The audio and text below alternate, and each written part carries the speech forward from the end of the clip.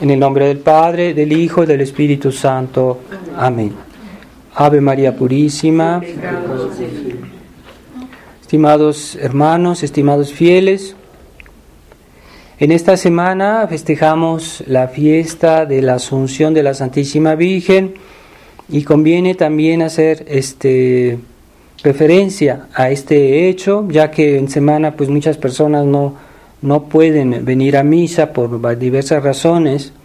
Entonces pensemos en esta gran fiesta de la Asunción de la Santísima Virgen, que fue llevada al cielo en cuerpo y alma y que después de su dormición pues resucitó milagrosamente, inmediatamente después de su muerte, poco tiempo después. Entonces vamos a considerar por qué Dios le quiso hacer ese don a la Virgen María y no a nosotros y no a los demás, ¿verdad? Y también consideremos lo que dice el Evangelio, que habla del pecador y de este fariseo y de este publicano, que los dos se presentaron en el templo, uno con mucha presunción de creer ser alguien justo, y al mismo tiempo el pecador, que no lo era en principio, pero que se humilló delante de Dios y que salió justificado, mientras que aquel que obraba tal vez exteriormente bien, en su corazón no tenía intención recta y no salió justificado delante de Dios. Entonces es terrible, los juicios de Dios son terribles, así que nadie debe vanagloriarse en su presencia, y todos somos pecadores, todos somos criaturas, ¿verdad? E incluso aquellas personas que han sido santificadas por Dios tienen esa humildad de decir, si Dios no me hubiera protegido, pues yo sería un pecador, ¿verdad? Y Santa Teresita del Niño Jesús también decía eso, decía, sí, Dios me preservó, pero yo también puedo tener las virtudes de la Magdalena penitente, porque Dios, si no me hubiera protegido, pues yo hubiera sido una pecadora también. Entonces, yo también me considero una persona que Dios ha perdonado, así como, aun si no cometió pecado en ese sentido, pero Dios la preservó de ese pecado, ¿verdad? Entonces, es un don de Dios. Entonces, todos podemos considerarnos como ese publicano que era pecador, aun si no tenemos todos los pecados del mundo, ¿verdad? Pero podríamos tenerlos, podríamos ser los peores pecadores si Dios no nos hubiera preservado. Y si algún pecado tenemos, pues también debemos hacer ese acto de humildad como ese publicano, que nadie se vanagloríe en la presencia de Dios. Y se puede decir también lo mismo de la Virgen María, porque ella nunca pecó y desde su concepción fue preservada incluso del pecado original, del punto que es realmente inmaculada desde el principio. Entonces, pero Dios la preservó por una gracia especial, es decir, que normalmente también la Virgen María hubiera incurrido en el pecado original, pero Dios no quiso que ella incurriera, así que desde la concepción ella fue inmaculada, llena de gracia. Entonces también ella, cuando canta su Magnificat, pues está haciendo una alabanza a Dios porque la ha glorificado, Él libremente, gratuitamente, Dios la glorificó, la santificó de una manera muy particular y la preparó para ser la Madre de Dios. Este es un don inmenso que Dios le hizo, pero ella también se humilló delante de Dios, así que aunque sea a la Virgen María, todos los santos se humillaron delante de Dios, e incluso el mismo Jesucristo se humilló delante de Dios. ¿Por qué? Porque en cuanto era hombre, era una criatura también. En Jesucristo era Dios y hombre, pero en cuanto era hombre, Él se humilló delante de Dios. ¿Qué es la pasión sino la humillación de nuestro Señor? Una humillación profunda, que fue tratado como un pecador, cuando Él nunca pecó, que llevó sobre sí nuestros pecados, así como como un vestido, que alguien se viste de un vestido, ¿verdad? Nuestro Señor se revistió de todos nuestros pecados, que no era pecador, pero se revistió de nuestros pecados para poder expiarlos, y fue tratado como el mayor de los pecadores, como una persona indigna, como una persona, pero no, él en sí no tenía pecado, pero en su humanidad se humilló delante de Dios, y eso le atrajo las bendiciones, las gracias y nuestra salvación, todos esos dones espirituales que vemos en la iglesia, en los santos de Dios, en la Virgen María, en la santidad de la iglesia. Es el fruto de los méritos de la pasión de nuestro Señor, de esta humillación de nuestro Señor. Entonces, no debemos tener miedo que Dios a veces nos dé alguna humillación, y es una gracia de Dios, sí, que tengamos alguna humillación, alguna pena, alguna dificultad. No hay que rechazarla, como hoy la gente moderna se rebelan cuando tienen sufrimientos grandes o humillaciones, se rebelan contra Dios, se ofuscan, se extraña de que les pase tales penas o tales sufrimientos. Entonces falta de humildad, ¿verdad? Falta de sumisión a la providencia de Dios. Y Dios, que sabe sacar hasta incluso del pecado, saca el bien. Así que ha habido almas muy pecadoras que se convirtieron. Dios, no es que Él quiso el pecado, pero Dios permitió en su providencia, y de esos grandes pecadores salieron grandes santos que se convirtieron y se volvieron grandes penitentes. Y nosotros pues podemos decir lo mismo también, porque no somos santos, no somos somos pecadores también. También podemos, de nuestros errores del pasado, podemos sacar la ventaja de la humillación, humillarnos delante de Dios para que Dios nos ayude. Entonces, pero los frutos de la pasión de Cristo se aplican, así como en la medida que nos unimos a su pasión, también nos unimos a los frutos de su pasión. ¿Y cuál es el primer fruto de la pasión de nuestro Señor? Pues fue la resurrección, su resurrección gloriosa, y esa exaltación de Cristo como Rey, como conquistador del universo por su pasión. Entonces, esa corona de su resurrección es el fruto de sus méritos de la pasión. Y en la medida que nosotros nos unimos a su pasión, también participaremos a su resurrección y a los frutos de su resurrección. Entonces, nosotros somos miembros de la iglesia en Jesucristo. Él es la cabeza de la iglesia. Entonces, todo lo que pasa en Jesucristo debe pasar en aquellos que están destinados a ir al cielo. Se reproduce en cada cristiano de una manera más o menos perfecta, pero hay quienes participan mejor a la pasión y a la resurrección de nuestro Señor. Eso se ve en la vida de los santos y de los buenos cristianos, en cierta medida.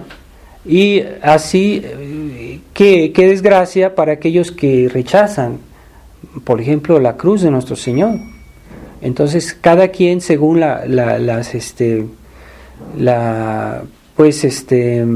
voluntad de Dios, Dios nos presenta a cada quien algún sufrimiento, alguna cruz, algunos con enfermedades, algunos con persecuciones, algunos con una vida dura de trabajo, de crucificada en el hogar o en el trabajo, lo que fuera. Es también una cruz, ¿verdad? La vida moderna es pesada, ¿verdad? Para muchas personas, pero en la medida que eso está unido a la pasión de Cristo, entonces sí obtienes el valor que podría obtener.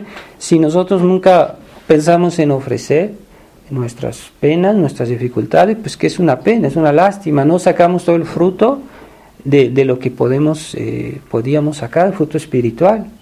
Hay que pensar en ofrecer a Dios nuestro día, al levantarnos, ofrecer el día a Dios, ofrecérselo.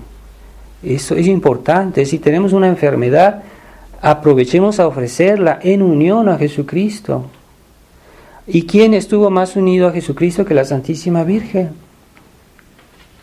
en todo, hasta en su pasión, la Virgen estuvo unida, íntimamente unida. Entonces por eso ella fue tan santa. Y cuando le hacían alabanzas en el Evangelio, se dice a momento dado que le dijeron a nuestro Señor: aquí está tu madre esperándote.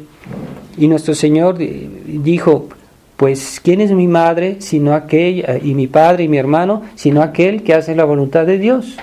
Quiere decir que no basta que la Virgen Dios la haya designado madre de Dios si ella no hiciera la voluntad de Dios.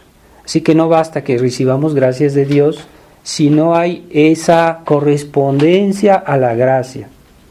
Entonces, no es porque era familiar de nuestro Señor, la Virgen, sino porque ella fue fiel a esas gracias.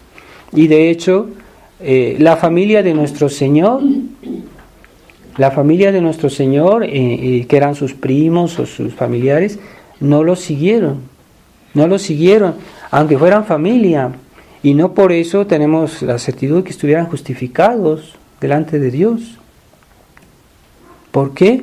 Porque no basta ser de la familia, hay que corresponder a esas gracias. Y la Virgen María, pues sí, correspondió perfectamente, como inmaculada que era, como su perfecta fidelidad a la gracia de Dios. Entonces, ¿por qué nuestro Señor resucitó tan pronto después de su muerte? Porque Él no tenía pecado. Entonces, como dice el aguijón de la muerte es el pecado, dice San Pablo en la epístola a los Corintios. El aguijón de la muerte es el pecado. ¿Por qué se muere? Porque se pecó, porque el hombre pecó, por eso el hombre muere. Pero nuestro Señor no pecó. Entonces la muerte significa la destrucción del hombre en cierta medida, la separación del cuerpo y el alma, y la corrupción del cuerpo. Eso es la muerte, son consecuencias del pecado. Eso viene del pecado, es un castigo. La muerte y la corrupción de nuestro cuerpo después de la muerte, la destrucción de nuestro cuerpo es un castigo por el pecado. Pero nuestro Señor no tenía pecado. Entonces, ¿cómo? Entonces la muerte no podía tener ese mismo poder sobre Él, porque él no tenía pecado. Entonces era normal que resucitara y que su cuerpo no sufriera la corrupción. Es justo y es lo normal porque Él era inocente. Y si murió es simplemente para por nosotros. Él quiso aceptar esa miseria de la muerte, pero no la corrupción. Y la resurrección fue inmediata después de su muerte. Él resucitó inmediatamente, o sea, poco tiempo después de su muerte. Entonces, ¿por qué los hombres, incluso los buenos cristianos, todos resucitaremos al final del mundo? Cuando Dios vuelva a juzgar el mundo, es en ese momento vamos a resucitar. Tendremos que esperar. ¿Por qué? Porque no somos sin pecado, no somos inocentes. Y es normal que Dios nos haga esperar, ¿sí? Hasta el día del juicio final, cuando Jesús venga a juzgar al mundo, entonces vamos a resucitar. ¿Por qué? Porque sí, nosotros, como el pecado es presente y es más grande, en ese sentido, pues tenemos que esperar más. No somos inocentes como Jesucristo. ¿Y qué decir de Nuestra Señora, que fue inmaculada, que nunca pecó? Desde su concepción también fue sin mancha. Entonces también convenía que ella resucitara y que su cuerpo no viera la corrupción, porque ella no tenía pecado. Entonces, ¿qué pasó? Pues sí, como se dice, Nuestra Señora, como todos morimos, pero ella inmediatamente Dios la llevó consigo, resucitó y subió a los cielos. Su cuerpo no podía ver la corrupción, tampoco, porque era inocente, era inmaculada. Solo ella puede decir eso. Fuera de Jesucristo no hay nadie que sea inmaculado desde su concepción. Como el pecado no tuvo ninguna influencia sobre la Virgen María, tampoco ella podía conocer la corrupción del cuerpo, y por eso Dios decidió que debía ir al cielo inmediatamente, y es el dogma de la asunción de la Santísima Virgen. Por eso ella fue al cielo enseguida. Entonces, tenemos que admirar esas obras de Dios, y al mismo tiempo que nos hacen concebir hacia nosotros mismos una gran humildad, porque sí, somos pecadores, y es una humillación. La muerte es una humillación, terrible humillación, pero no es por azar, es porque el hombre pecó, viene del pecado, y somos pecadores, y normalmente pues tenemos que esperar, ¿verdad?, la resurrección al fin del mundo. Incluso hasta los santos, porque los santos pues sí fueron concebidos con el pecado original, y tal vez fueron, después de su bautismo, fueron almas fieles, almas buenas, pero nunca pues se puede decir que estuvieron libres de toda influencia del pecado, como la Virgen María. Entonces, después nosotros lo que está más en nuestras posibilidades es que después de nuestro bautismo, pues ser fieles, ser mejores cristianos, vivir una vida de fe más profunda, más consecuente, más intensa, y entonces esa resurrección que será que recibiremos al final del mundo, para nosotros sería más gloriosa y más bella nuestra gloria, porque en los santos hay diversos grados de gloria, pero esa gloria no es por casualidad, es en razón de sus méritos. Así como entre los santos hay santos que son muy grandes santos, hay santos que son santos, sí, pero no son unos grandes santos, grandísimos. O sea, así como en las estrellas hay estrellas inmensas, y hay de estrellas pequeñas, y hay muchos tipos de tamaños, grandísimas diferencias. Así veremos en el cielo grandísimas diferencias entre los santos, y a veces hasta en los elegidos habrá algunos que se salvaron por un don de Dios muy particular, a pesar de ser pecadores, y que pues van a tener una gloria mucho menor. Y como todo eso es el fruto de una fe bien vivida, bien practicada, pues esa fe escondida que está en nuestros corazones, en nuestras almas, nuestros corazones, que no se ve, pero que Dios la ve. Entonces tratemos de vivirla bien para que tengamos una gloria mejor en la resurrección. Esperemos que todos tengamos esa resurrección gloriosa. Entonces, aquellos que vivieron y murieron sin estar unidos a la pasión de Cristo, no participarán a su resurrección. Entonces todo tiene una consecuencia, todo tiene una lógica, y que nosotros debemos ser conscientes. Entonces, si vivimos según las máximas del mundo, si vivimos según la sabiduría del mundo, no nos hagamos ilusiones. Dios no le gusta eso, Dios no lo quiere, Dios lo detesta. Que estamos jugando con que somos tradicionalistas, y que después hacemos cosas que no corresponden a nuestras convicciones. No basta solo tener buenas ideas, hay que vivir esas ideas, esas convicciones, pero además el espíritu de esa fe.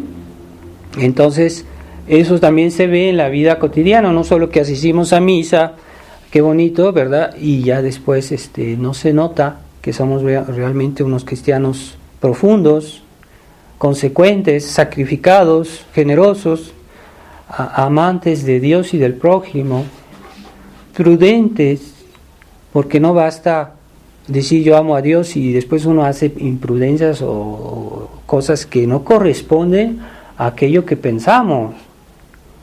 Esa coherencia perfecta es lo que hace la santidad. La santidad de un cristiano, que es lo que hace la Iglesia cuando va a canonizar un santo, pues hace todo un examen. Lo hacía, porque ya se abandonó ese proceso de canonización. Se examinaba toda la coherencia de una persona, no solo por lo que escribió, no solo por lo que dijo, sino cómo vivió, y que hubiera una coherencia entre todas sus virtudes, con su fe, con su caridad, y en razón de esa coherencia, eso es la santidad. es una santidad auténtica.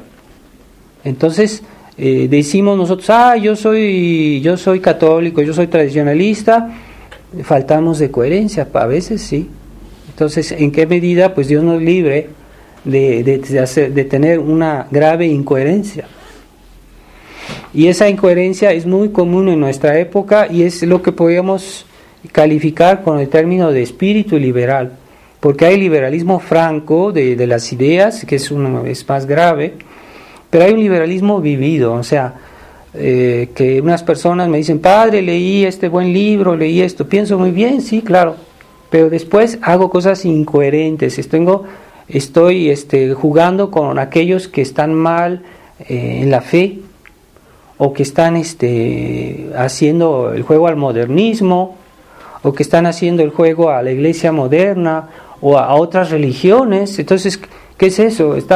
Dios no está jugando, y esa incoherencia nos pone en cuestión, delante de Dios nos pone, Dios rechaza esa tibieza, Dios la rechaza, aunque no se note, pero Dios no muestra ostensiblemente las cosas, pero ya lo sabemos, porque son las nociones que la iglesia nos enseña.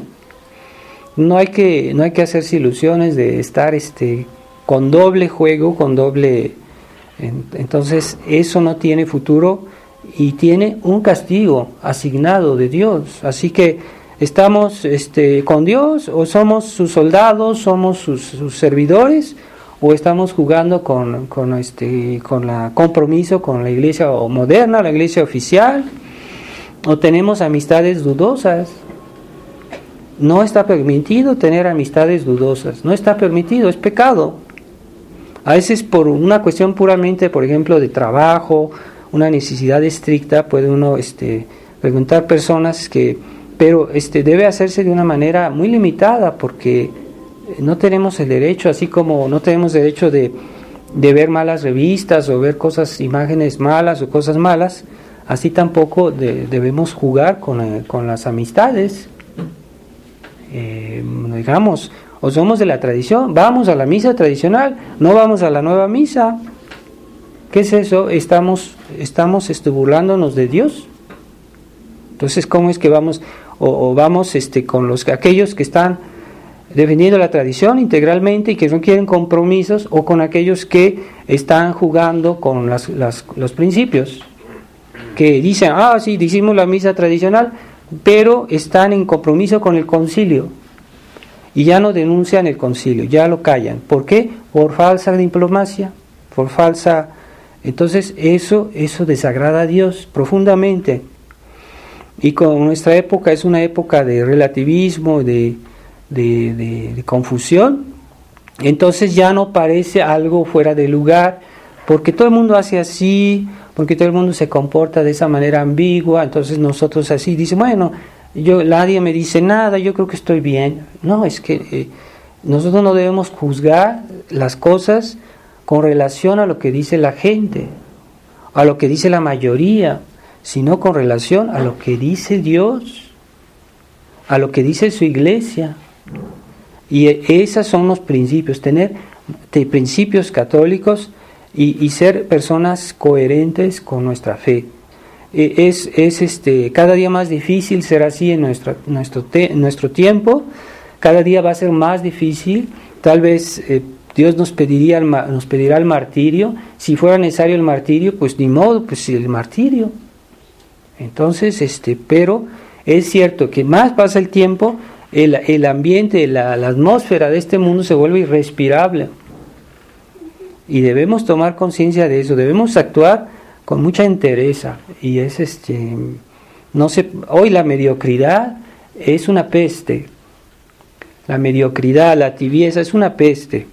Y eso nos puede perder. Quien está jugando con la gracia, con las convicciones, puede perderse. Así que, y es muy fácil, hemos visto tantas defecciones a nivel incluso de sacerdotes, de fieles, y ahora la fraternidad también, la misma fraternidad, que cómo es posible que tantos sacerdotes, tantos fieles tengan un camino errado. ¿Por qué? Por la mediocridad y la falta de coherencia en sus actitudes, no solo en sus ideas, porque en la fraternidad se difundían muy buenos libros y todo, pero ya no, la actitud no correspondía a aquello que Monseñor Lefebvre nos había enseñado. Es espíritu liberal, falta de coherencia.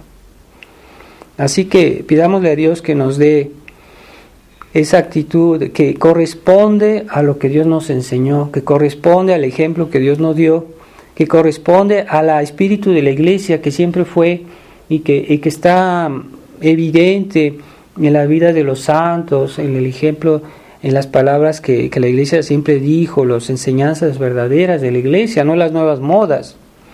Y eso es la garantía de nuestra salvación.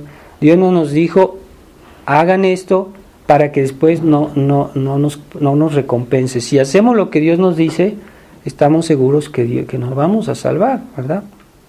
Entonces, Dios es fiel a sus promesas, así que hagamos lo que Él nos pide, no solo de palabra, de apariencia, sino de hecho.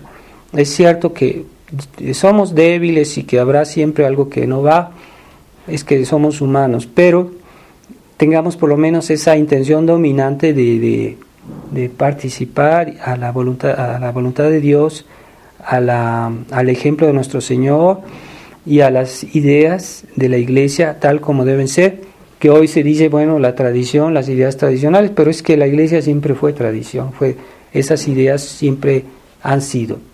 Así que si otros hacen defección, aunque tengan las apariencias, ellos no están saliendo de la Iglesia.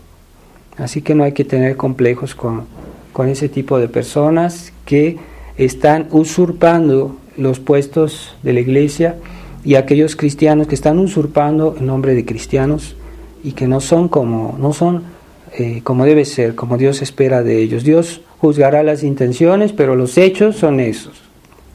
Así que vamos a pedirle a Nuestra Señora, y hoy que tenemos la bendición de esta bella estatua de San José, también le vamos a pedir a él, que después de la Virgen María fue el alma más fiel que estuvo delante de Dios. Vamos a pedirle a San José que nos proteja con su humildad, que nos la enseñó muy bien, con su ejemplo. ¿No? En el Evangelio no se oye ninguna palabra, no se ve que San José hable, pero sí se ve que San José actúe, y es el ejemplo que vamos a tratar de imitar con la ayuda de Dios, de la Virgen María y de San José. Ave María Purísima, en nombre del Padre, del Hijo y del Espíritu Santo. Amén.